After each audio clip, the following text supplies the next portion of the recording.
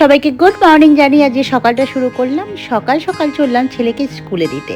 School থেকে আসার পথে পনির নিয়ে এলাম, চিকেন নিয়ে এলাম, সেটাকে রান্না করলাম। পনির করলাম, তার সঙ্গে চিলি চিকেন আর মিক্সড রাইস। এটাই আজকে দুপুরের লাঞ্চ। ছেলেকে স্কুল থেকে আনার পথে নিয়ে এলাম বেদানা, ওটা কেটে কুটে ছেলেকে এখন রস করে দেবো।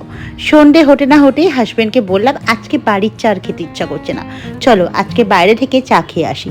তো হাজব্যান্ড বললো চলো তাহলে মহারাজায় যাই, ওখান থেকে একটু চা খেয়ে আসি।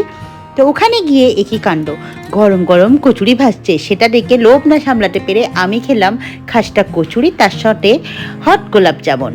আর তারপর এখানকার চা নিয়ে তো কোনো কথাই হবে না, দুধের সাথে কেশর আর মালাই মেশানো চা। এখানকার চা কিন্তু অসাধারণ টেস্টি। এই চাটা খাবার জন্যই কিন্তু আমি মহারাজায় এসেছি। তার সঙ্গে তো অনেক কিছু খাওয়া দাওয়া ফাওয়ে হয়ে গেল। তারপর রাতে বাড়ি ফিরে রুটি বানালাম আর তার সাথে ডালিয়া বানালাম। ডালিয়াটা আমার